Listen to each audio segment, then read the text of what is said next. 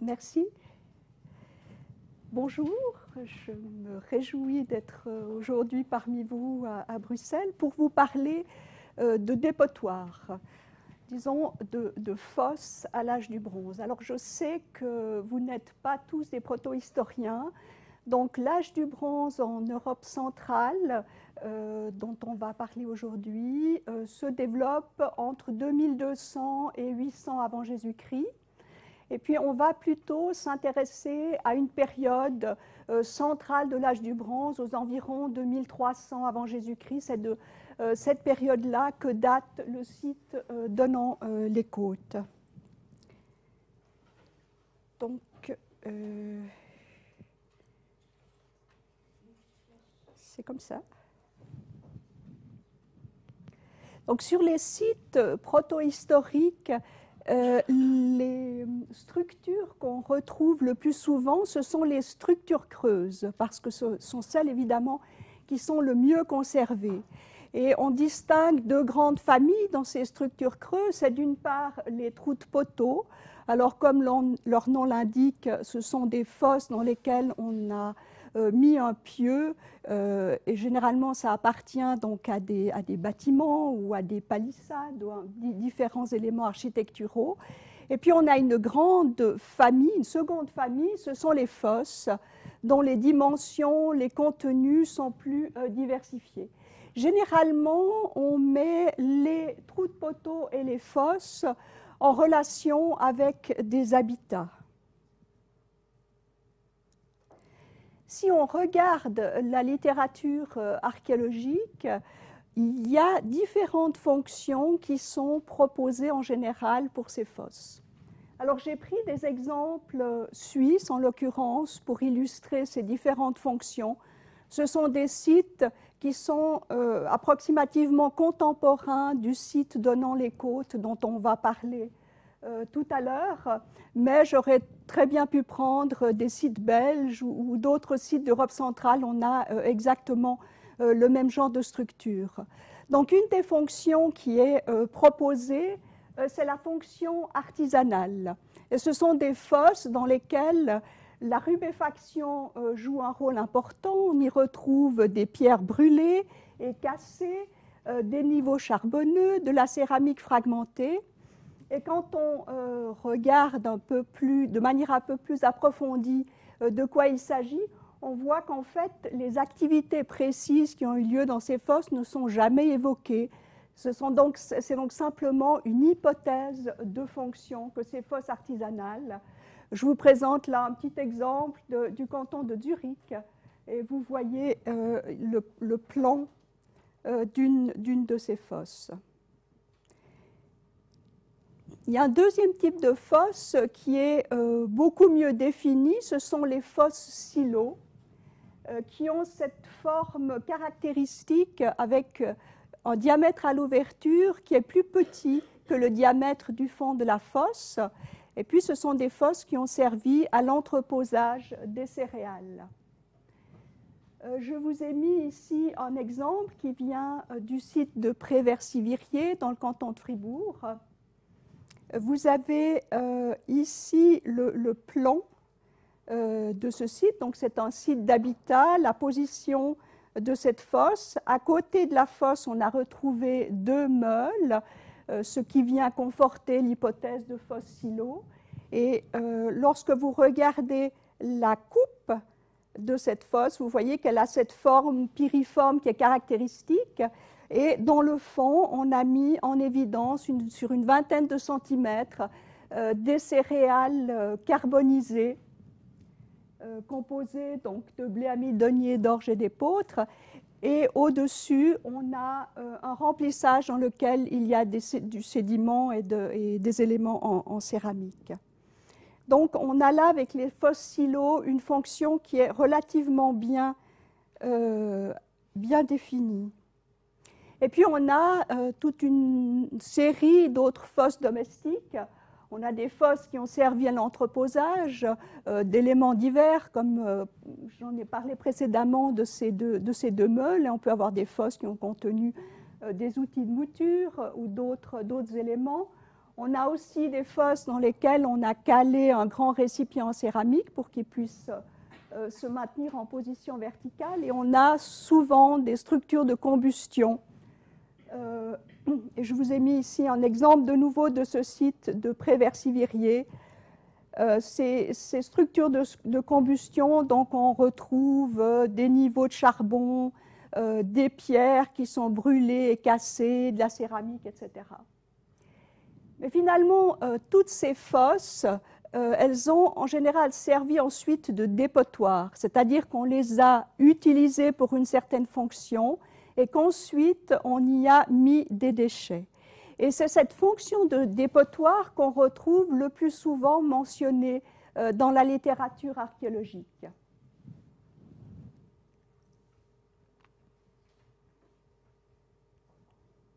Et puis il y a encore une autre série de fosses, c'est donc la fonction funéraire.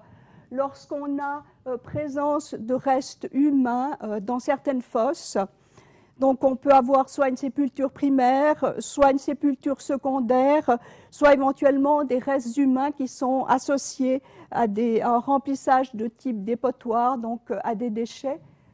J'ai repris ici un exemple de ce site de Pré-Versivirier.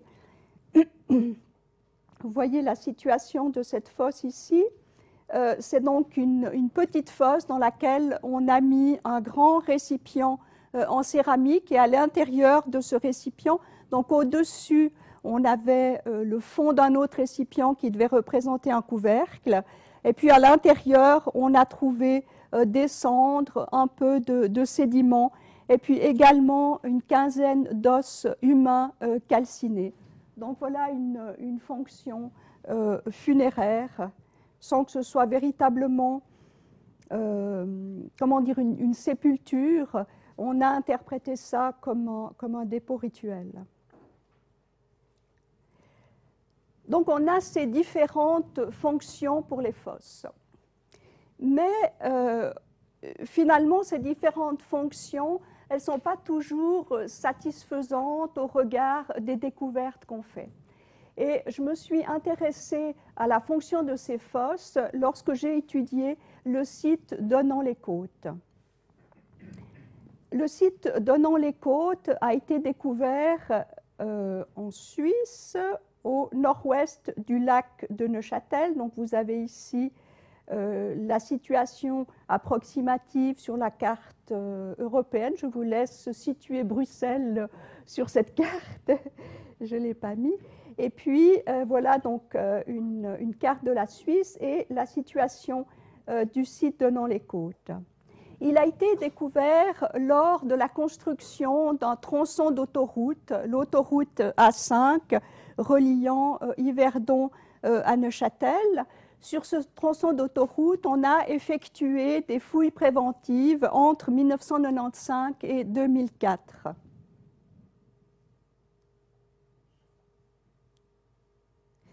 Vous voyez ici une carte un peu plus rapprochée. Donc vous avez ici le tracé de l'autoroute. Vous voyez qu'il est en retrait de la rive du lac. Et sur 6 km le long de ce tracé, on a découvert 16 sites qui ont été fouillés. Et ces sites sont datés, les plus anciens remontent au Mésolithique. On a retrouvé le plus grand site mésolithique de Suisse. On a également du néolithique, on a de l'âge du bronze, premier âge du fer, deuxième âge du fer, période romaine, période médiévale, jusqu'à l'actuel. Donc on a sur ce tronçon d'autoroute un grand nombre de sites, que ce soit des sites d'habitat, que ce soit des sites funéraires, rituels, etc. Jusqu'aux fouilles qui ont été réalisées sur cette autoroute, eh bien, dans cette région, on connaissait essentiellement les sites palaphitiques qui étaient situés au bord du lac, donc en tout cas pour l'âge du bronze. Des sites palafitiques, certains connus depuis le XIXe siècle, comme la station de Granson-Corcelette, qui a livré une grande quantité d'objets en métal.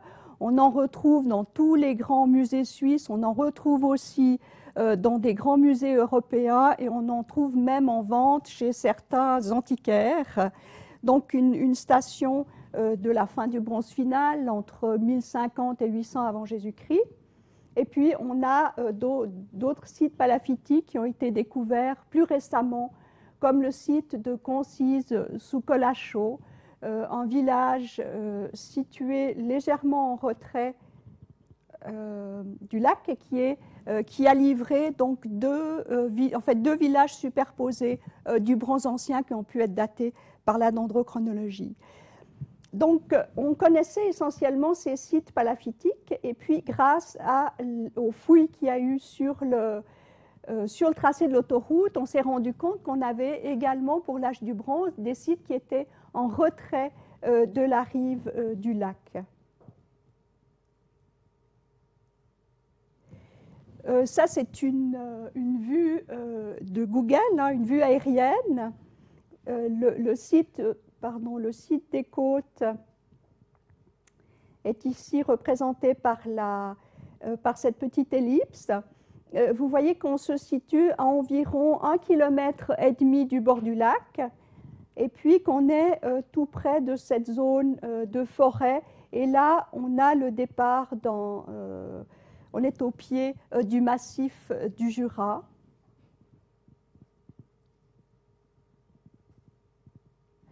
Ça, c'est une photo prise au niveau du sol, cette fois-ci. Et le site des côtes, excusez-moi, ça saute un peu. J'ai de la peine à voir sur le...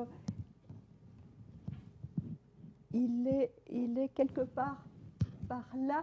C'est le pont, en fait, qui enjambe l'autoroute. Et donc, vous voyez qu'on se situe au pied du versant du mont Aubert, donc au pied du Jura, et puis au départ de cette plaine côtière très étroite qui longe le lac de Neuchâtel. Alors, cette plaine côtière, elle a été façonnée par l'avancée et les retraits glaciaires. Elle n'est pas complètement plane, mais elle est légèrement vallonnée. Et vous avez ici, tout au bord, la rive du lac. Lorsqu'on regarde depuis le site des côtes, on a donc cette vue ici, hein, on voit le lac, et puis dans le lointain, par beau temps, on voit les Alpes bernoises avec des sommets de 3 à 4 000 mètres, alors que le site lui-même se trouve au pied du Jura, qui est une chaîne de montagnes à vaches, si on peut dire, dont les sommets les plus hauts sont autour de 1500-1600 mètres.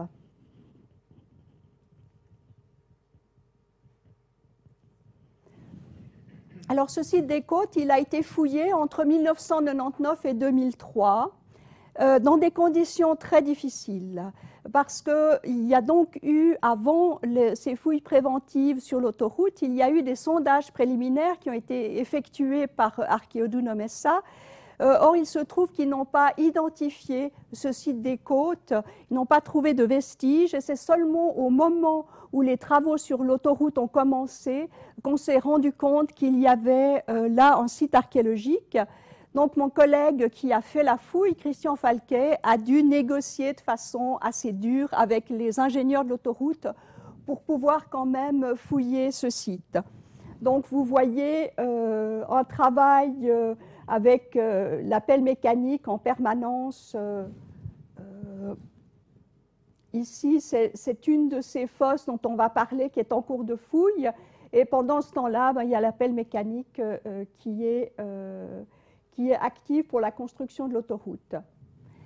On a retrouvé sur ce site des vestiges matériels, les plus anciens qui datent du néolithique. On a aussi du bronze ancien moyen, on a du bronze récent, ce sont les fosses en l'occurrence. On a aussi des vestiges du bronze final, du premier âge du fer, du second âge du fer, période romaine, période médiévale. Alors l'emprise qui a été fouillée, on la voit ici, hein, c'est délimité par ces traits rouges. C'est d'une part la bande roulante de l'autoroute, d'autre part c'est l'emprise des piliers du pont qui enjambe l'autoroute de ce passage supérieur des côtes. Dans toute cette zone a été décapée à la pelle mécanique sous la surveillance d'un archéologue. Chaque fois qu'on a découvert une structure, elle a été fouillée. Et puis, dans certains secteurs, on a pu procéder à une fouille un peu plus fine, notamment dans ces zones ici, où on a retrouvé des grands amas de pierres. Les structures, la nature des structures qu'on a retrouvées, donc ce sont d'une part ces fosses qu'on voit en grisé dont on va parler. Ce sont d'autre part un petit bâtiment de type grenier avec 4 trous de poteaux qui datent peut-être du bronze final du premier âge du fer. On a un autre petit bâtiment ici, quelques trous de poteaux, on ne sait pas de quand ça date parce qu'il n'y a pas de matériel archéologique qui permet de l'attribuer. Et puis, ce qu'on a retrouvé aussi sur ce site, ce sont des empierrements, donc des amas de pierres subcirculaires ou bien allongés, dans lesquels on avait du matériel archéologique qui était piégé, de l'âge du bronze, mais surtout de l'âge du fer. Et la fonction de ces empierrements n'est pas élucidée pour l'instant. Ici, vous avez une vue d'un de ces empierrements. Mais ce qui va nous intéresser aujourd'hui, ce sont donc les 6 fosses de l'âge du bronze. Alors, elles ont été fouillées entre 1999 et 2002. La première donc, a été trouvée le 5 novembre 1999. La fouille a été remise à l'année suivante et cette première fosse a pu être fouillée vraiment en détail durant 5 mois. La deuxième fosse a été trouvée quelques jours plus tard. Malheureusement, elle se situait dans une zone qui devait être dégagée très rapidement, donc elle a dû être vidée en une seule journée. Et puis vous voyez que les autres fosses, eh bien, il y en a 2 qui ont été fouillées pendant une semaine, et puis 2 autres qui ont pu être fouillées pendant un délai un petit peu plus long. Donc ça a dépendu vraiment des exigences des ingénieurs de l'autoroute. Le temps dont on disposait pour la fouille a été vraiment déterminé par ça. Le premier travail que j'ai fait sur ce site, ça a été sur ces fosses, ça a été d'abord de les dater grâce au matériel archéologique. Alors, c'est essentiellement de la céramique qui a été retrouvée dans ces fosses. Et grâce à la typologie, c'est-à-dire grâce aux formes qui ont été trouvées et grâce au décor, on peut dater ces fosses du bronze, d'une phase qui s'appelle le bronze déant et qui correspond donc à la première partie du XIIIe siècle avant Jésus-Christ.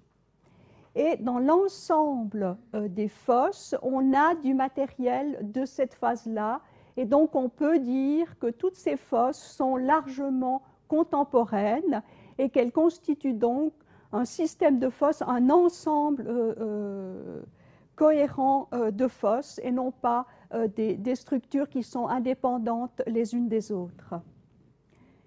Donc en 2 mots, ce qu'on a retrouvé, ce sont des petits récipients ouverts de type écuelle, tasse, des gobelets, et puis des récipients complexes, plus grands, soit avec de type placreux, c'est-à-dire avec des ouvertures très larges. Je ne trouve pas, voilà, avec des ouvertures très larges, et puis d'autres, donc avec une ouverture plus resserrée, de type pot, dont l'ouverture est soit un petit rebord, soit des cols peu développés.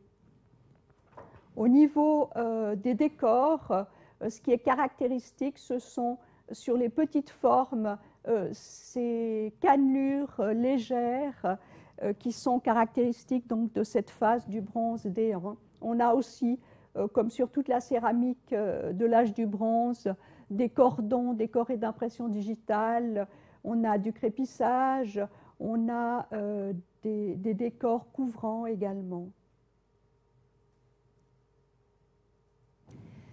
Du point de vue des affinités culturelles, eh bien, ce matériel se rattache à ce qu'on appelle, à cette période-là, le groupe de la céramique à cannelure légère. C'est donc un groupe qui est situé à l'ouest du Rhin et qui s'étend jusqu'en Bourgogne, jusqu'au bassin parisien.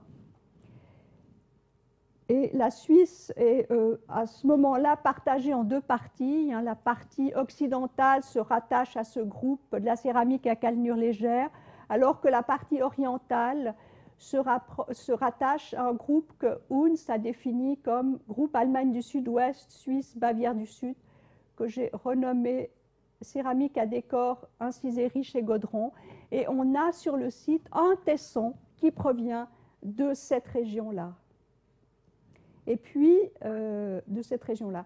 Et puis, au sud des Alpes, on a deux grands groupes, une province d'Italie nord-occidentale et une province palafitico-terramaricole. Et sur le site, dans une des fosses, on a retrouvé une tasse qui vient de cette zone ici, et une seconde qui peut-être appartient à cette partie-là.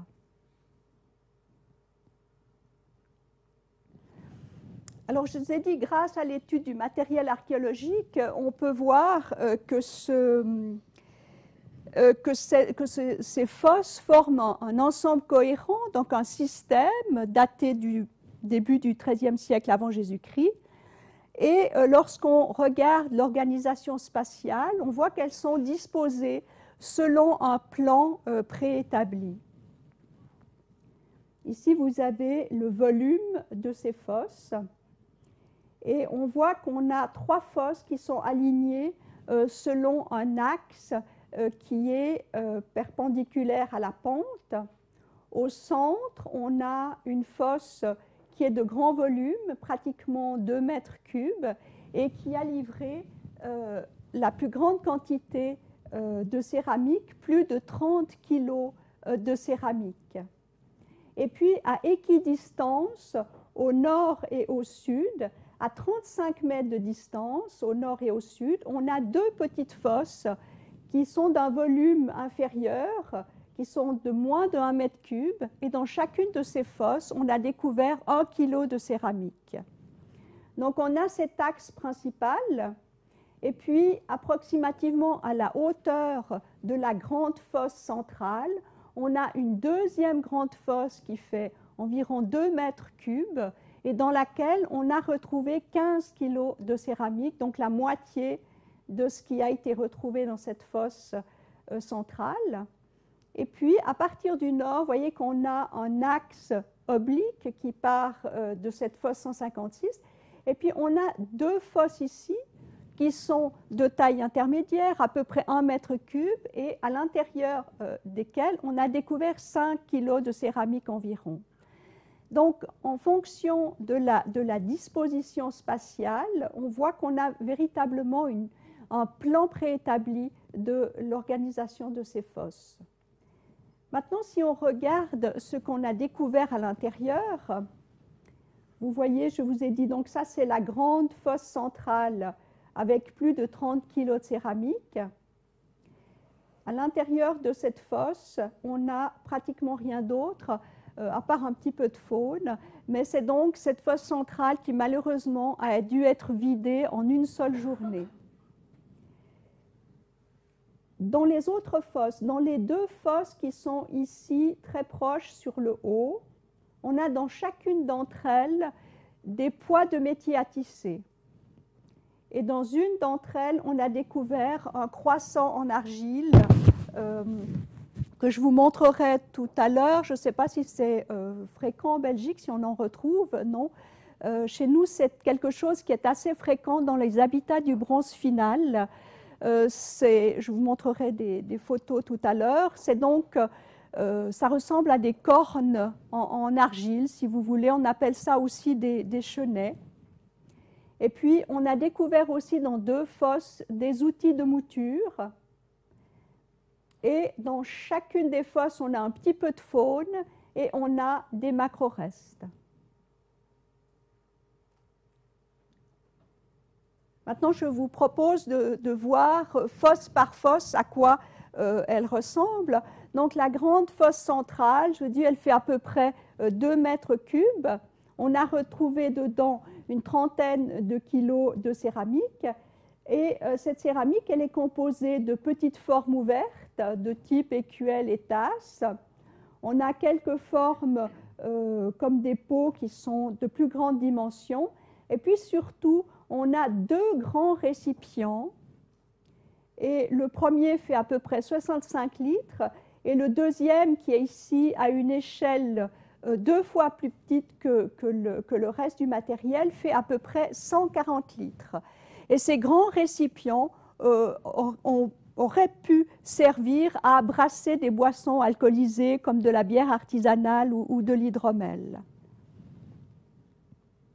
Et à part ça, donc, on a un tout petit peu de faune, et il s'agit de mammifères malheureusement indéterminés. La deuxième grande fosse, donc, qui est approximativement à la hauteur de la grande fosse centrale, donc a livré moitié moins de céramique, environ 15 kilos, mais un nombre de récipients plus important. Et quand on regarde donc la composition de ce matériel, on voit qu'on a de nouveau des petits récipients ouverts, donc pour la consommation, et puis un grand récipient à ouverture très large, et puis de nouveau une série de pots, donc des récipients complexes à ouverture plus refermée. Dans cette fosse, on a également découvert 2 outils de mouture et puis de la faune. Et dans cette faune, on a du chien, du porc et du mouton. Et on a des macrorestes, notamment des céréales. Lorsqu'on regarde la coupe de cette fosse, on voit une organisation interne des dépôts. Donc la fosse a été creusée, puis sur le fond, on a aménagé un cairn de pierre qu'on voit ici, donc un tas de pierres, et au centre, on a une meule qui a été placée, donc qui est représentée ici par cette flèche blanche. Ensuite, latéralement à ce cairn de pierre, on a mis du sédiment relativement propre. On a retrouvé à l'intérieur un tout petit peu de faune et un petit peu de céramique, mais pratiquement pas. Ensuite, on a fait un feu à l'intérieur de cette fosse. Donc, on a un niveau de charbon. Et au-dessus de ce feu, on a déposé de la céramique en grande quantité. Et cette céramique a été déposée, donc ce sont des grands tessons qui sont déposés à l'horizontale. Et on voit ici sur cette photo donc, la disposition de cette céramique. Ensuite, on a comblé la fosse avec du sédiment, à l'intérieur duquel on a un petit peu de nouveau de céramique et de faune. Et ça, c'est le reste d'une branche brûlée qui a été découverte. Donc on voit ici la photo de la coupe.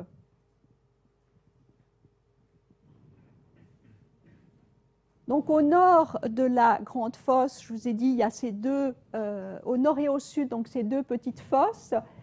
Celle du nord, elle fait environ donc 1 mètre cube de volume. On a dedans un peu moins d'1 kilo de céramique. La composition, on retrouve une composition assez proche de celle qu'on a observée dans les autres fosses, c'est-à-dire des petits récipients ouverts pour la consommation et puis un grand récipient en céramique grossière. On a aussi ici un élément particulier, c'est un couvercle, peut-être un couvercle de pyxide. Et ce qui est particulier dans cette fosse, c'est ces éléments de mouture qui pesaient 85 kg. On a également de la faune, et c'est l'unique fosse dans laquelle on a du cheval, et on a aussi un peu de mammifères, et on avait comme macro-reste un petit peu de céréales. Quand on regarde maintenant le plan et la coupe, donc on voit ici le cumul des différents décapages, et quand on regarde la disposition du matériel archéologique, on voit qu'on a une disposition dans la partie gauche sont réunis à la fois la plupart des éléments de mouture et également la plupart de la céramique. Ici, c'est une coupe, on voit ces différents outils de mouture en projection. L'organisation de cette fosse est très différente de celle des 5 autres fosses qu'on a sur ce site. La petite fosse qui est au sud, donc elle est équivalente en volume, donc environ 1 mètre cube. On a également retrouvé à peu près 1 kg de céramique à l'intérieur. On retrouve de nouveau des petites formes ouvertes, écuelles, tasses, et puis un grand récipient en céramique grossière. Ce qui est particulier dans cette fosse, c'est qu'on a d'une part cette tasse ici, qui est une tasse à pseudo-anse, et typologiquement, c'est une forme qu'on retrouve en Italie nord-orientale, donc dans cette culture palafitico-terramaricole. Et vous avez ici un exemple qui provient de la terra mar de Bella Guarda, donc dans le nord de l'Italie. Et puis on a un deuxième récipient qui s'approche aussi par la forme des récipients qu'on a sur le site de Viverone en Italie nord-occidentale. Le rapprochement est un peu moins évident que pour cette tasse ici. On a retrouvé dans cette fosse également donc, de la faune. On a du chien, du porc, du mouton et du bœuf. Et puis on a des macro-restes, du millet et puis surtout des céréales.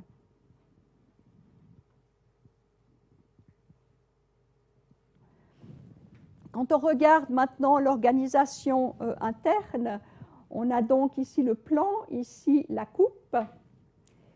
On a sur le fond de la fosse ici de nouveau une accumulation de pierres. Et puis au-dessus, une zone qui était très riche en charbon et dans laquelle on a l'essentiel du matériel archéologique. On voit ici, vu de dessus, cette zone beaucoup plus sombre. Et ça, c'est un dessin qui a été réalisé par un des fouilleurs qui a travaillé sur le site. Et l'interprétation des fouilleurs, c'est qu'on a creusé cette fosse, on a mis un petit... ici une accumulation de pierres et au-dessus, on aurait placé une sorte de grand panier, un élément en matière périssable et à l'intérieur duquel on aurait placé donc de la céramique brûlée avec des charbons. Et c'est donc cette interprétation qu'ont proposée les fouilleurs. Voyons maintenant les deux fosses qui sont dans la partie occidentale, hein, les deux fosses qui sont très près l'une de l'autre, qui ont livré, d'abord le volume c'est à peu près 1 mètre cube, elles ont livré chacune un peu moins ou un peu plus de 5 kg de céramique.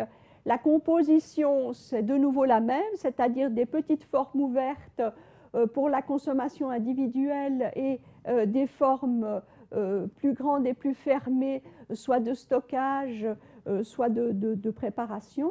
Et puis ce qui est caractéristique dans cette fosse ici, c'est qu'on a retrouvé des poids de métier à tisser et on a également un tesson dont la qualité est très différente des autres, du reste de la céramique et dont le décor également est différent. Il a été analysé par Vincent Cernels, donc il y a une analyse qui confirme cette différence.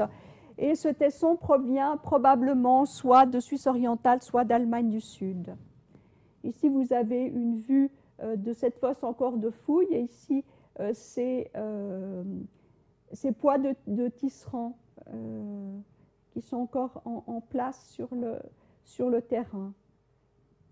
Lorsqu'on regarde le plan et la coupe, on retrouve ici à la base un petit cairn, au-dessus un niveau de feu, et puis encore au-dessus donc un dépôt de céramique, de cette céramique où les éléments sont déposés à l'horizontale, et puis finalement un comblement à l'aide de sédiments et de pierres.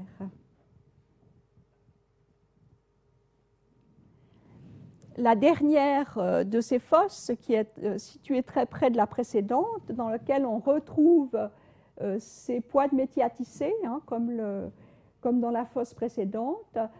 Le service en céramique, il est aussi comparable, avec des petites formes pour la consommation, et puis des formes plus grandes, et soit très ouvertes, soit plus refermées. Et dans cette fosse, on a retrouvé également ce qu'on appelle justement un croissant en terre cuite ou bien en chenais. Vous voyez ici, on a retrouvé les deux extrémités, et puis cette partie ici centrale qui est décorée. Ici, j'ai mis un exemple de ces chenets qui est complet et qui provient du site proche de Corcelette, qui est au bord donc, du lac. Et on voit ces chenets, on a, disons, l'interprétation qui est préférée actuellement, c'est celle d'un objet rituel. On les retrouve, ils sont d'une qualité, ils ne sont pas de très bonne qualité dans le sens où c'est une argile qui est très grossière et souvent assez mal cuite.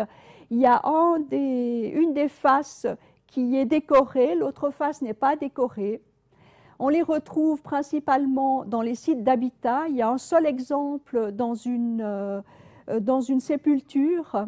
Et donc, ça pourrait être un objet rituel, peut-être un petit autel du même type que peut-être des dieux de la maison, comme on les a plus tard à l'époque romaine, des dieux lards ou quelque chose de ce type-là. En tout cas, c'est une interprétation rituelle qui est donnée actuellement comme fonction pour ces objets. À part ça, donc, on a de la faune dans cette fosse, et on a des anours, donc du crapaud et de la grenouille, et puis du mouton. Et c'est aussi une fosse qui est très riche en céréales. Lorsqu'on regarde maintenant l'organisation de cette fosse, eh bien, le fond a été recouvert de céramique brûlée. Au-dessus, on a une accumulation de pierres, ici au centre. De nouveau, un petit cairn de pierre formé de pierres brûlées et cassées. Et puis, des niveaux charbonneux. Et ici, à la base de ce niveau charbonneux, on a un dépôt de céramique, donc des éléments en céramique qui sont à l'horizontale, comme dans les autres fosses. Et puis, au-dessus, on a de nouveau un second niveau charbonneux, puis un comblement avec du sédiment et des pierres, donc équivalent à ce qu'on a retrouvé dans les autres fosses. Alors, la question qui se pose, c'est de quoi s'agit-il? Est-ce qu'on peut dire qu'il s'agit de dépotoirs? À l'évidence, à mon avis, il ne s'agit pas de dépotoirs, mais il s'agit de dépôts. Et les arguments qu'on peut présenter, c'est d'une part la planification spatiale, c'est l'organisation interne, c'est le traitement des artefacts et c'est la composition des dépôts. Alors, commençons par la composition des dépôts. On a vu que dans chacune de ces fosses, on a un service en céramique, que ce service en céramique, il est constitué d'une part de petits récipients, qu'on peut dire de petits récipients à boire ou de consommation individuelle. On a des grands récipients ces grands récipients pu servir à contenir des liquides, d'autres à préparer peut-être des mets, de la nourriture. Il y a d'autres récipients plus ouverts qui auraient éventuellement pu servir à des ablutions. Quand on fait le compte de ces petits récipients, on pourrait imaginer qu'on puisse évaluer le nombre de participants à cette cérémonie, et puis on arriverait à ce moment-là à environ une septantaine de personnes. On voit qu'on a aussi deux fosses dans lesquelles on a de la céramique qui provient d'une zone extérieure à la région à laquelle appartient ce site. On a dans cette fosse ici cet élément qui est originaire de Suisse orientale ou d'Allemagne du Sud. Et puis dans cette fosse ici au sud, on a ces deux éléments qui seraient originaires d'Italie du Nord.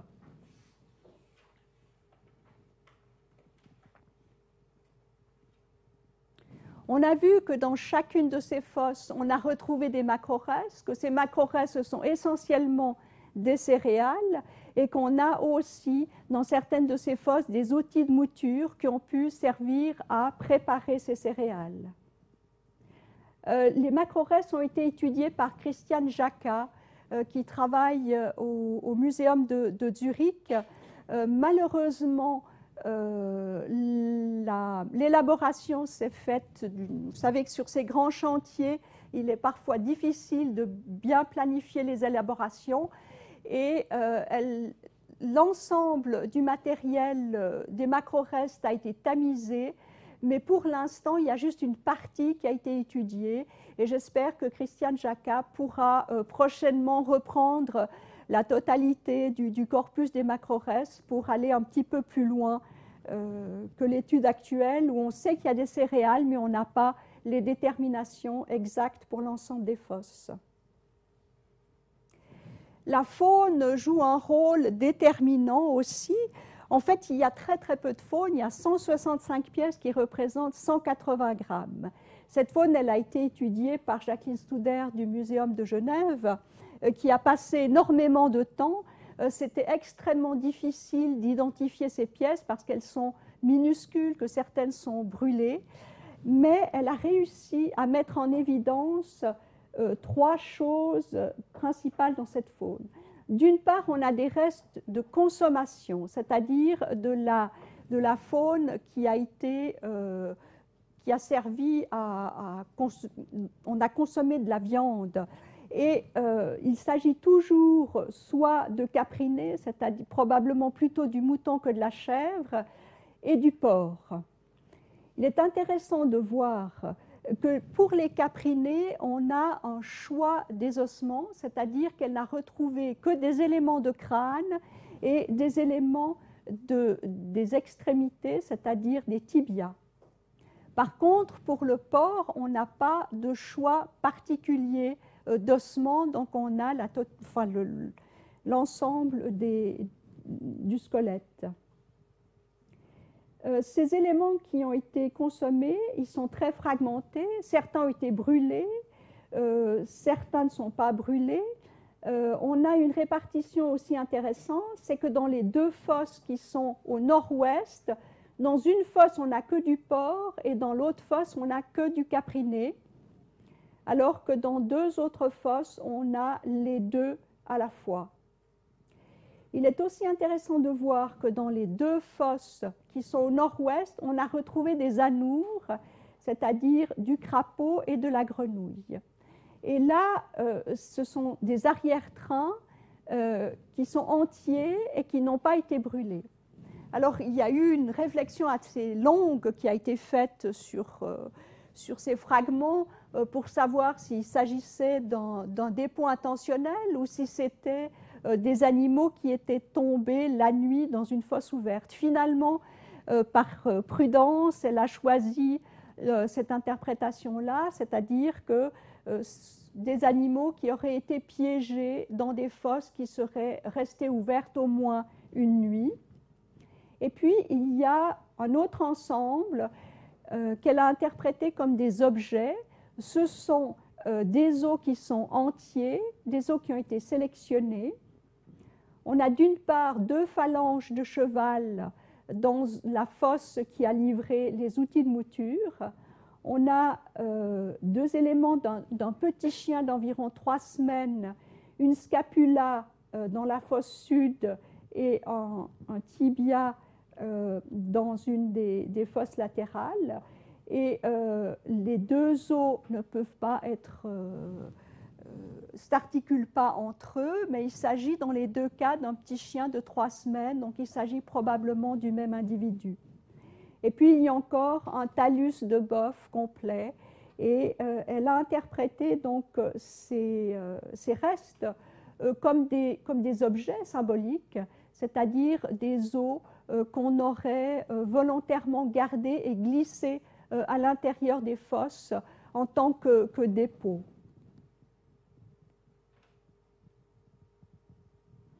On a encore dans ces fosses donc, les pois de métier à tisser et puis ce croissant qui est donc un objet rituel, peut-être lié à une divinité du foyer. Et puis donc, dans l'ensemble de ces fosses, on a des céréales.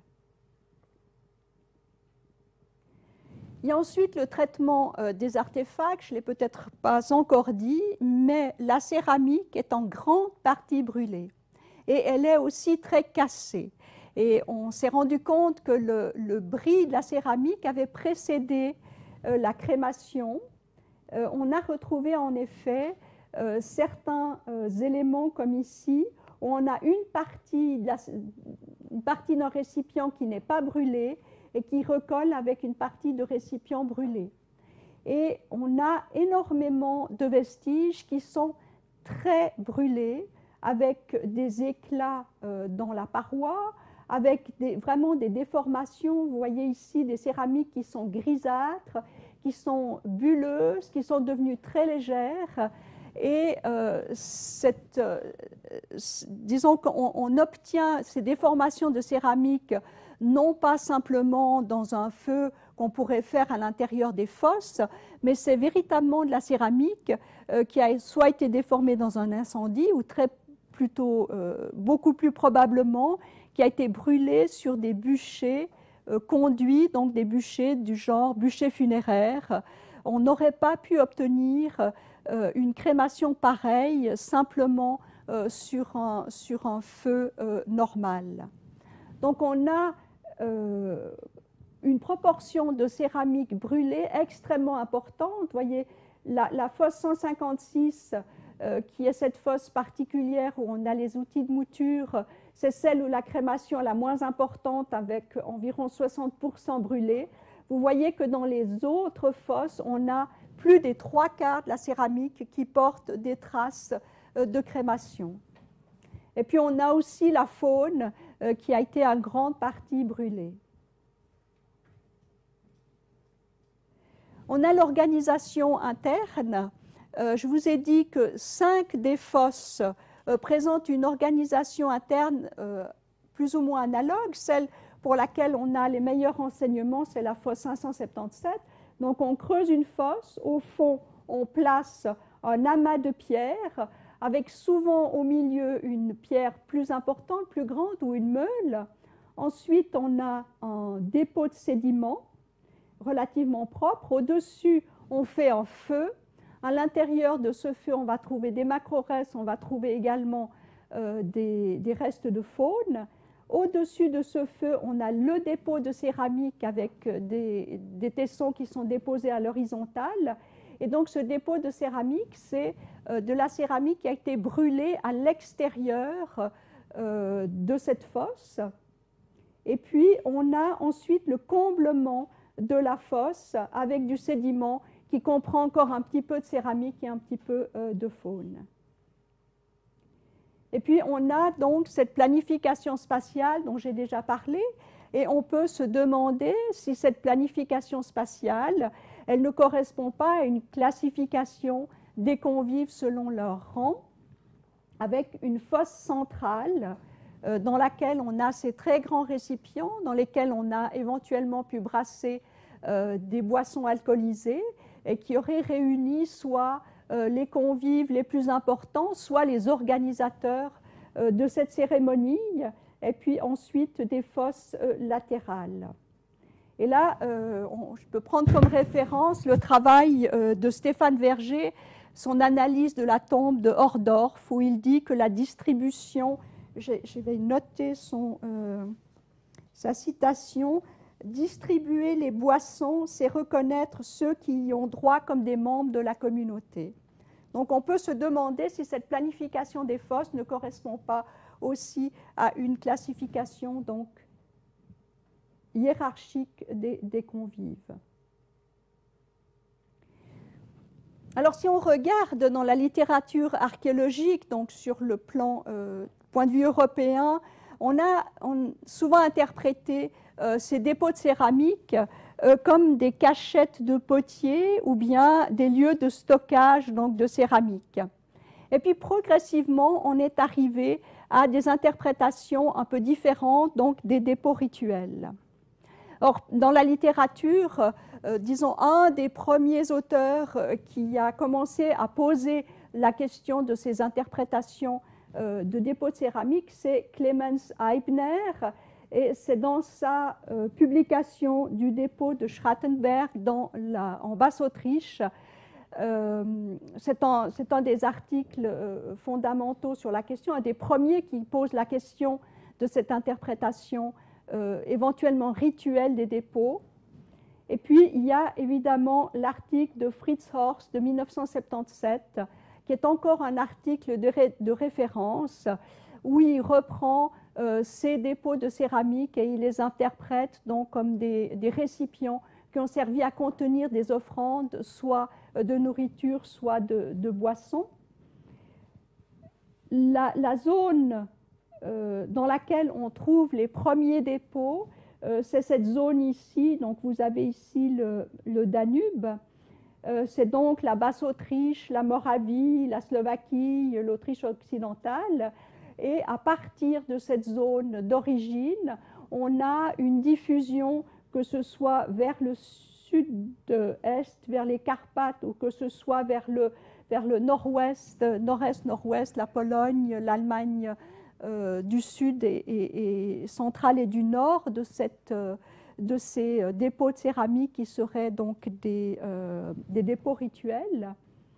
Ici, vous avez un exemple de ces dépôts dans le cas précis d'Ancienne Allemagne de l'Est.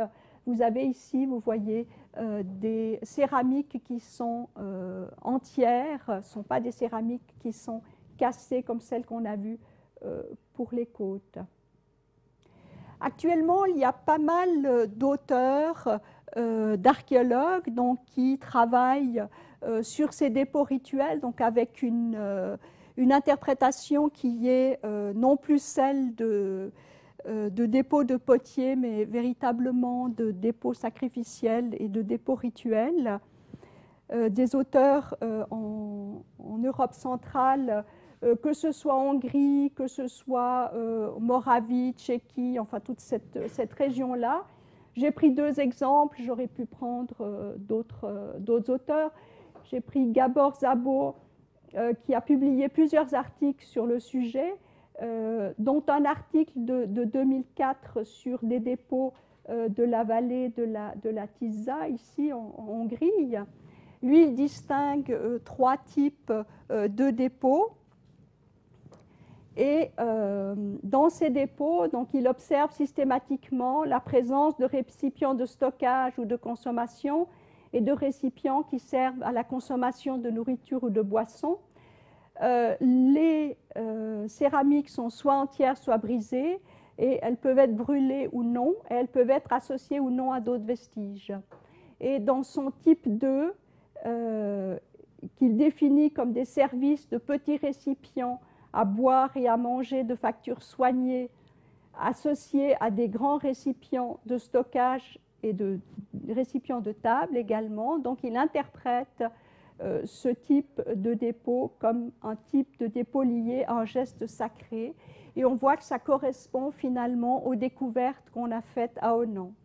Il y a aussi l'excellent travail de Anna Palatova et Milan Salac sur la Moravie, publié en 2002, donc, qui observe qu'aux récipients en céramique sont souvent associés des charbons de bois dans un quart des cas, de la faune, des fruits et des graines, des pois de métier à tisser, des meules, et que faune et restes végétaux sont généralement passés par le feu.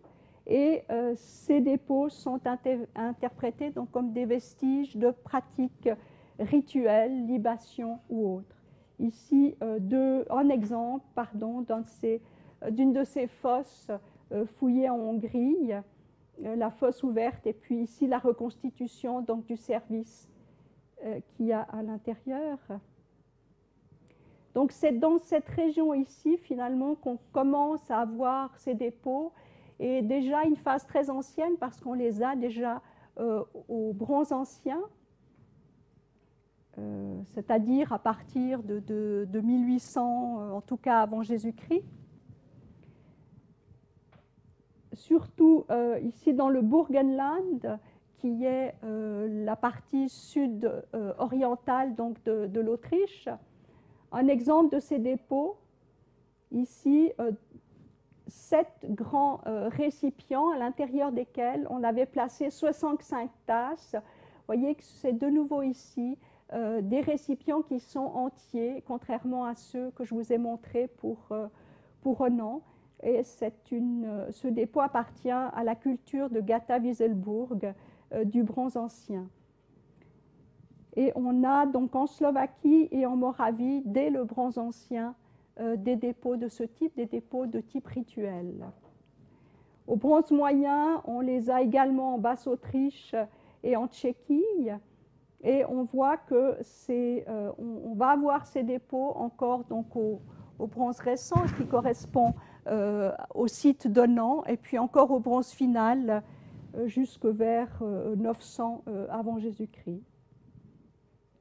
Et donc c'est cette zone ici.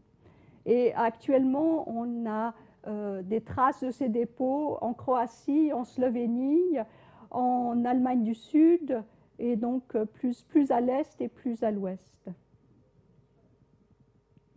Il y a un autre travail aussi très intéressant, c'est la thèse de doctorat de Andrea Stapel, qui a travaillé sur des sites d'habitat de la Bavière, et qui donc analyse les dépôts de céramique, mais cette fois-ci en contexte d'habitat, alors qu'à Onan, donc, on n'a pas du tout de traces d'habitat. Elle définit 2 types de dépositions, d'une part des dépôts profanes qui sont liés à l'économie, et d'autres dépôts non profanes, donc liés à des cultes qu'elle qualifie de sacral abfall, donc de dépotoirs sacrés. L'exemple de cette fosse 71, donc de ce site de Altdorf-Römerfeld, on retrouve de la céramique cassée et brûlée, des pois de métier à tisser, des outils de mouture, de la faune, porc, bœuf, caprinet, cheval, chien et crapaud de nouveau, et puis du charbon, des pierres cassées. Et dans ce cas-là, on a aussi un reste de crâne humain donc, qui vient renforcer cette interprétation rituelle. Alors en France, on en reste très souvent des interprétations de dépotoirs, mais il y a quand même un petit mouvement qui commence à se dessiner, en particulier en Alsace, notamment avec les fouilles de Thierry Legel, donc qui intervient pour les fouilles d'urgence et qui a maintenant fouillé plusieurs de ces fosses qu'il interprète comme des dépôts rituels. Voici un exemple ici de Ittenheim dans le Bas-Rhin. On a une petite tasse à l'intérieur d'une cruche et le tout est couronné par un grand récipient en céramique grossière renversée. Il n'a pas encore publié ce dépôt, il est en train donc de travailler sur l'élaboration de ces fosses. Un deuxième dépôt intéressant, c'est celui d'Ensheim, aussi dans le Bas-Rhin, où on a ces 2 récipients de petite dimension, donc de consommation, et un grand récipient qui a pu servir soit à contenir des liquides, soit éventuellement de la nourriture. Et les auteurs, Landon et Van Hess, mettent en relation ces dépôts avec donc, ce qu'ils appellent des pratiques culinaires particulières à forte connotation sociale lors de grands rassemblements nécessitant une importante quantité de nourriture. En Suisse également, on commence à découvrir donc, de ces dépôts rituels, notamment un cas qui est extrêmement intéressant dans le canton de Zug. Vous voyez la situation du site hein, qui n'est pas très éloigné de la rive du lac, comme on l'a à Honan-les-Côtes. Sur ce site de Zug-Rothuswiese, on a mis en évidence deux grandes fosses. À l'intérieur, on a retrouvé de la céramique, de l'ambre, des meules brûlées, de la faune. Malheureusement, la faune était très fragmentée et brûlée et elle n'a pas été étudiée. Et des macrorestes. Et vous voyez que dans les macrorestes, on a de nouveau 90% de céréales, un peu de fèves, un peu de cueillettes. La cueillette, ce sont des noisettes et d'autres éléments de ce type. Et quand on regarde la coupe de cette fosse, c'est particulièrement intéressant. Donc la fosse B, on a une fosse qui a été creusée. Sur le fond, on a un petit peu de sédiments qui montrent que la fosse est restée ouverte. Ensuite, on a pratiqué un feu à l'intérieur. Et puis, au-dessus de ce feu, on a déposé des restes extrêmement brûlés, qui proviennent probablement d'un bûcher extérieur. On voit que c'est un feu qui n'a pas été fait dans la fosse parce que ce dépôt d'éléments brûlés ne recouvre pas la totalité du fond. Et au-dessus, on a donc le dépôt de céramique véritablement, et vous voyez que c'est identique à ce qu'on a à Honan-les-Côtes, donc un dépôt de céramique cassé à l'horizontale. Et puis au-dessus, on a donc un comblement. L'autre fosse est assez semblable, on a le dépôt de céramique ici. Le problème, c'est qu'elle a été déformée par des mouvements de terrain.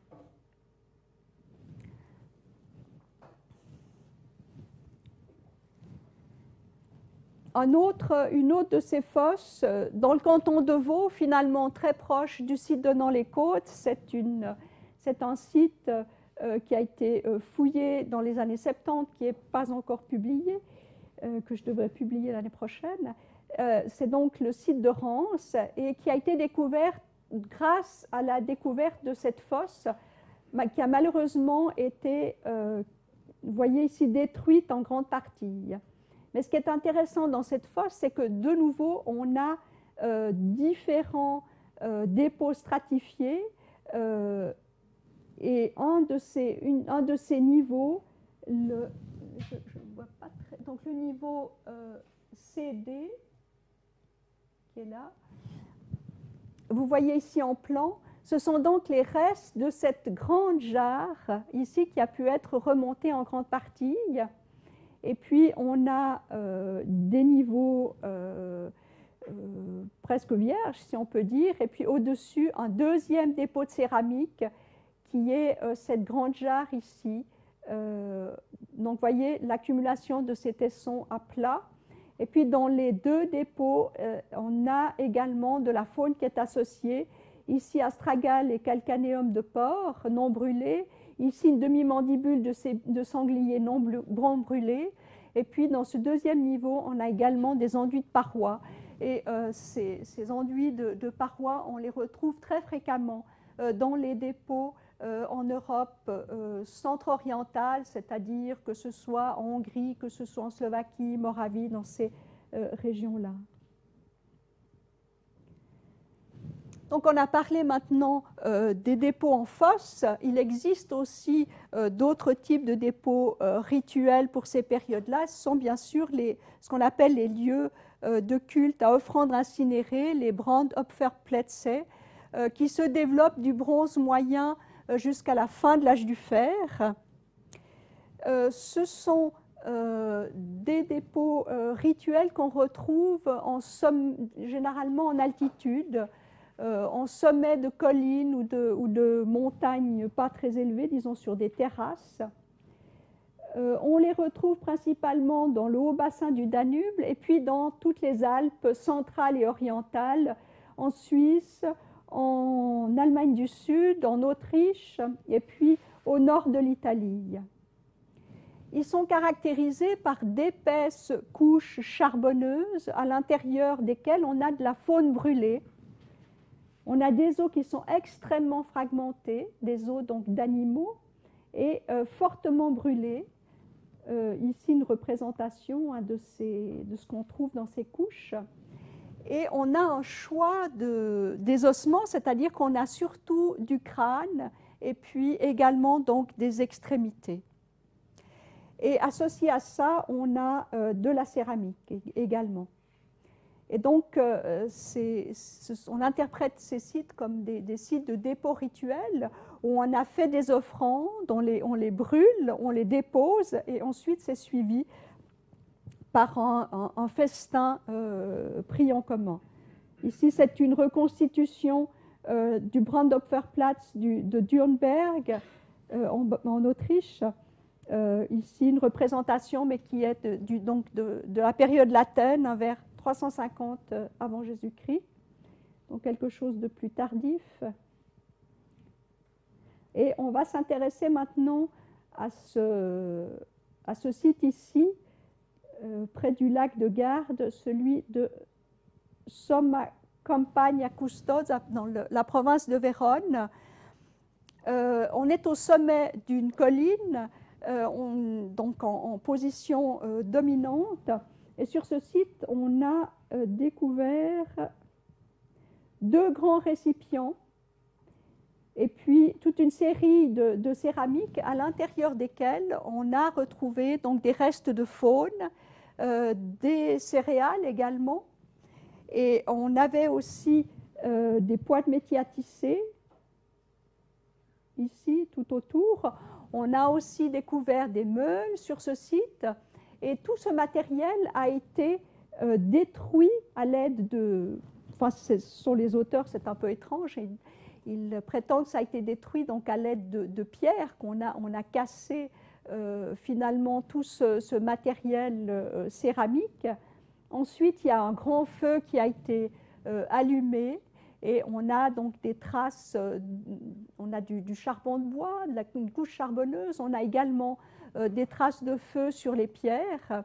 Et puis, tout ça a été enseveli sous du sédiment et sous les pierres. Donc, on a de nouveau là, et puis on a de la faune, hein, on a donc du capriné, on a du bœuf, on a du porc. On a également, enfin je vous ai dit des céréales, donc on a le même type finalement de rituel qu'on a observé aux côtes. Quelque chose en tout cas de très approchant et qui se distingue quand même un peu des lieux de culte à offrandes incinérées qu'on observe à l'intérieur des Alpes. Alors, je vous ai dit qu'on avait retrouvé donc, sur le site des côtes une tasse qui était probablement originaire de la région des Terres Amares. Et dans cette région des Terres Amares, on a aussi des dépôts rituels d'un autre genre. C'est notamment ce fameux bassin de Noceto qui a été publié en 2009. Donc, c'est un grand bassin en bois, donc il y a un grand bassin en bois qui a été rempli d'eau et à l'intérieur de ce bassin on a fait des dépôts et il y a 2 niveaux principaux. Il y a un niveau inférieur qui correspond à la période à laquelle on a mis en fonction ce bassin. Ensuite, il y a un passage de temps, il y a un peu de sédiment qui s'est accumulé, il y a un 2e dépôt qui a été fait, et puis le bassin a été abandonné. Et donc, à l'intérieur de ce bassin, on a retrouvé 150 récipients en céramique. On a également, vous voyez, parmi la céramique, on a des tout petits vases, des micro-vases qui sont interprétés donc, comme des petits objets rituels. On a également découvert des petites rouelles en terre cuite, des petites rouelles de char en terre cuite. On a des figurines en terre cuite des figurines animales. Ici, une figurine interprétée comme anthropomorphe. On a énormément de fusaïoles. On a beaucoup de pierres qui sont d'un calibre choisi, donc ce n'est pas des pierres qui se trouvent là par hasard. On a également des paniers en vannerie, 4 arères, et puis d'autres outils en bois, notamment des outils pour battre le grain. Donc, et des crânes d'animaux, du cerf, du bœuf, du mouton, du porc. Donc, une structure rituelle qui a servi aussi à faire des dépôts. On retrouve un peu les mêmes éléments, cette fois-ci liés à l'eau et non pas liés au feu, mais de nouveau des dépôts interprétés comme rituels. Alors, tant qu'on est dans le domaine de la protohistoire, évidemment, qu'on est toujours, comment dire, qu'on se situe toujours au niveau des hypothèses. Maintenant, quand on regarde un peu plus, disons, un peu plus tardivement, hein, durant l'Antiquité, on voit qu'on a effectivement mention de fosses à offrandes. Et ce sont des fosses qui étaient situées habituellement dans les temples. Alors que ce soit le Botros des Grecs ou que ce soit le Mundus des Étrusques et des Romains, donc ce sont ce qu'on appelle des fosses à offrandes. Mais ce Botros des Grecs, on en trouve mention déjà dans l'Odyssée, donc à une période antérieure, et des fosses qui ne sont pas en lien avec des sanctuaires, ce qui fait penser que ce Botros, cette fosse à offrande, était déjà connue à des périodes antérieures. Et si on reprend ici le chant 11 de l'Odyssée, donc c'est écrit « Je creusais une fosse d'une coudée dans tous les sens », et donc c'est ce Botros, « et j'y fis des libations pour tous les morts, de lait mielleux d'abord, puis de vin doux, puis enfin d'eau, et par-dessus je répandis la farine blanche, j'égorgeai les victimes sur la fosse et le sang noir y coulait. Alors j'ordonnai à mes compagnons d'écorcher les victimes qui gisaient égorgées par les reins cruels, de les brûler et de les vouer aux dieux. » Donc on voit que c'est une fosse dans laquelle on a pratiqué effectivement des sacrifices. Le Mundus, donc ces fosses des Étrusques puis des Romains, on mettait à l'intérieur souvent les prémices des récoltes qui étaient enfouies et qui étaient mis en relation avec des cultes chtoniens et liés aux déesses de l'agriculture. Donc on voit qu'on a à la période, durant l'Antiquité, donc mention de ces fosses à offrande dont on peut penser que c'est déjà une pratique connue antérieurement. Alors comme référence, c'est également intéressant de regarder les travaux qui ont été faits notamment par Mathieu Pou sur les festins. Donc il s'est beaucoup occupé des festins à la période de l'âge du fer. Alors il y a des critères évidemment qui sont liés véritablement soit à la fin du bronze final, soit à la fin soit à l'âge du fer. C'est notamment la présence des amphores vinaires, c'est la présence des ustensiles utilisés pour le grill, c'est la céramique d'importation, c'est également ces dépôts particuliers faits dans des fossés. Mais en dehors de ces critères qui sont caractéristiques de l'âge du fer, on a d'autres critères qui sont intéressants parce que c'est exactement ce qu'on retrouve sur le site Donnant-les-Côtes. C'est d'une part des récipients céramiques de très grande dimension qui ont pu servir à la préparation de boissons alcoolisées. C'est d'autre part des récipients céramiques qui ont pu servir à cuisiner des aliments pour une consommation collective. Ce sont les petits récipients qui sont destinés à la consommation individuelle de boissons éventuellement. Ce sont les meules pour la préparation des céréales. Ce sont les restes de faune, la nourriture végétale. Et puis, du point de vue du rituel, l'usage du feu, le bris rituel de la céramique et puis aussi l'enfouissement ritualisée de ces reliefs. Ce sont vraiment des éléments qu'on peut observer donc, sur ce site des côtes. Alors, en ce qui concerne les interprétations, avec quoi on met en relation ces différentes pratiques, eh bien, c'est toujours en direction des rites.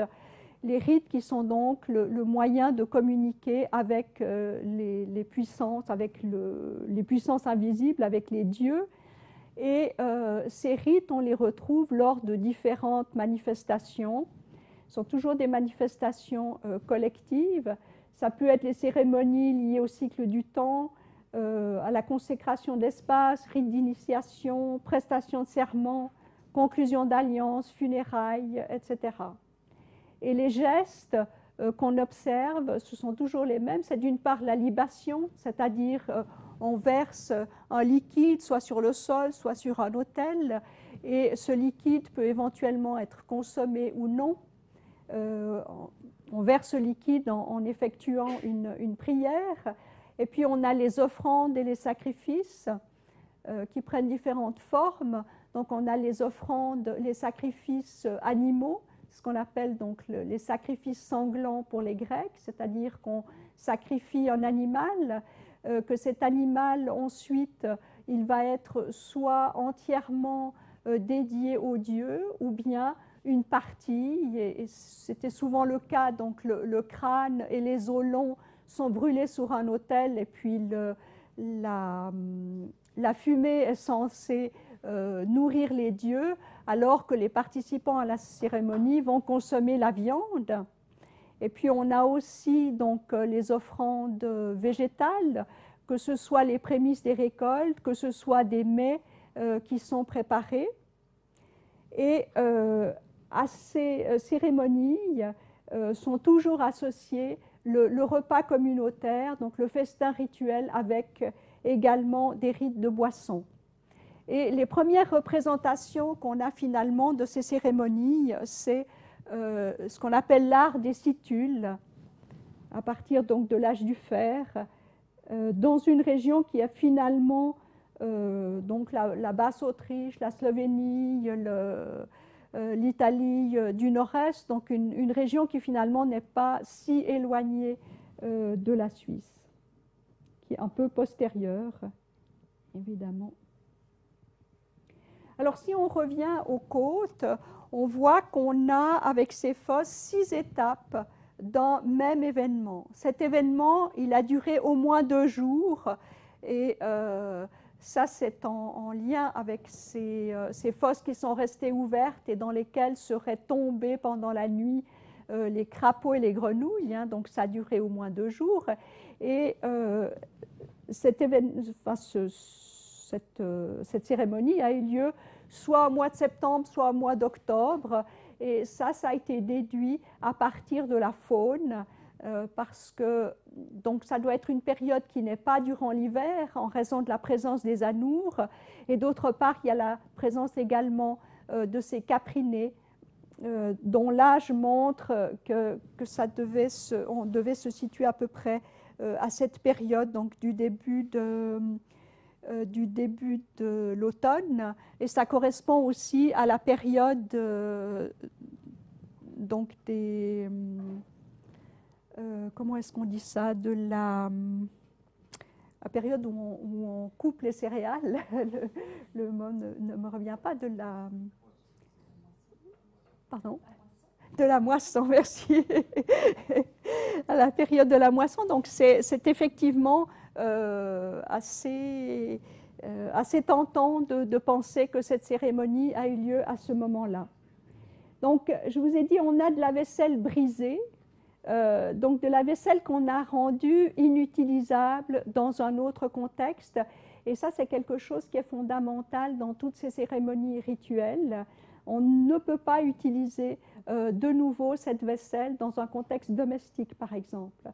Cette vaisselle, elle est brûlée, et donc il y a l'intervention du feu comme élément purificateur qu'on retrouve aussi dans toutes les traditions religieuses, et il y a la mise en terre. C'est une mise en terre, on a vu, c'est un dépôt qui est organisé. et tout ce dépôt est scellé par un sédiment de comblement qui permet donc d'isoler le dépôt du monde extérieur, et ça c'est aussi un élément qui est fondamental lorsqu'on lit le détail de ces cérémonies rituelles. Donc je vous ai dit, on a des restes de faune à la fois de consommation, et là c'est intéressant, je vous ai dit, donc pour le capriné, on a donc un choix d'ossements, hein, on a le crâne et puis des os longs, et dans la tradition de l'Antiquité, c'est donc ce qui est mis sur le bûcher pour nourrir les dieux. Et puis pour le porc, eh bien, on n'a pas de choix particulier d'ossements. Et ça, c'est aussi quelque chose qui est connu notamment à Athènes, où on mettait des porcelets vivants, donc enfin, je ne sais pas s'ils étaient vivants, on mettait des porcelets entiers dans des fosses et on les laissait pourrir. Et donc, c'était des rituels chtoniens. Ces porcelets étaient mis dans les fosses durant la nuit. Et donc, on a là quelque chose qui évoque ce rituel qu'on a dans la fosse 611. On a ce porcelet qui est mis dans une fosse qui semble être resté ouvert durant une nuit parce qu'on a à l'intérieur ces anours. Donc, on a comme ça des choses qui sont un petit peu analogues à ce qu'on observe, qui sont mentionnées durant l'Antiquité. Donc les céréales avec les outils de mouture, et puis ces objets symboliques, donc le croissant, qui est un objet rituel, et puis les poids de métier à tisser. Il faut savoir aussi qu'on trouve mention en Grèce, durant les cérémonies, souvent de dons d'un vêtement neuf. Donc on fabriquait un vêtement neuf pour l'offrir à la divinité, et ça peut être aussi un rappel avec ces poids de métier à tisser.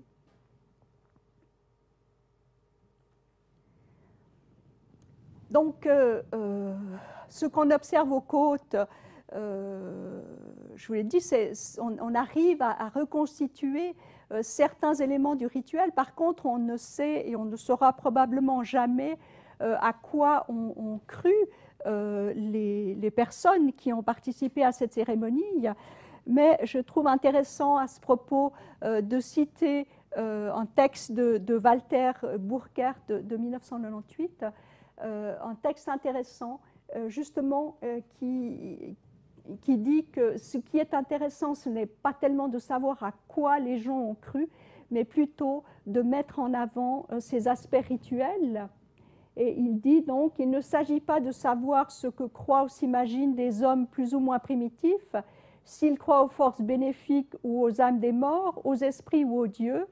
C'est ce qui se produit qui est crucial. La génération croissante doit être façonnée à la manière de ses parents, et les parents doivent faire place aux enfants, faute de quoi l'ordre de la vie disparaît comme s'il n'avait jamais existé. Le rituel ne dépend pas des mots et encore moins d'un dogme, mais du comportement des aînés. L'expression du sérieux et de la confiance invite à l'imitation, cependant que tout manquement donne lieu à d'impitoyables sanctions. C'est de cette façon que le rituel religieux s'est transmis sans interruption dans la société humaine. Et je trouve extrêmement intéressant ce texte, et il est également d'actualité. Finalement, c'est égal à quoi on croit. Ce qui est important, c'est donc ce passage à travers le rite d'une génération à l'autre et de tradition, de tradition culturelle. Alors, y a-t-il eu liturgie chez les Casécuels? Alors, les Casécuels, c'est assez amusant parce qu'au moment où je travaillais sur ce site, eh bien, en fait, il est à cheval entre deux communes, donc la commune d'Onan et la commune de Corcelles-Préconcise. Et il faut savoir que dans la commune de Corcelles-Préconcise, les gens s'appellent des Casécuels. Je ne sais pas si c'est une tradition qui remonte à l'âge du bronze, mais il s'intitule encore les Casécuels. Alors, est-ce qu'on peut parler de liturgie, c'est-à-dire un ensemble de règles qui se répètent de façon précise? on a vu que dans 5 fosses sur 6 aux côtes, eh bien, on a des dépôts qui sont plus ou moins analogues, plus ou moins similaires. Et on a vu aussi qu'on a des dépôts assez similaires sur d'autres sites, notamment sur ce site de Zug-Rothuswiese ou d'autres sites encore en Europe centre-orientale. Et c'est une période durant laquelle on a, sur une grande partie de l'Europe, des dépôts rituels d'objets en bronze. C'est une période aussi durant laquelle on pratique pour les rituels funéraires, donc la crémation. Et on peut se poser la question si ce ne sont pas en fait 3 volets d'une même religion. Ces dépôts de céramique rituelle, ces dépôts d'objets en bronze et ce rituel funéraire. Voilà, j'espère vous avoir convaincu de l'aspect rituel de ces fosses et je vous remercie de m'avoir écouté tout ce temps.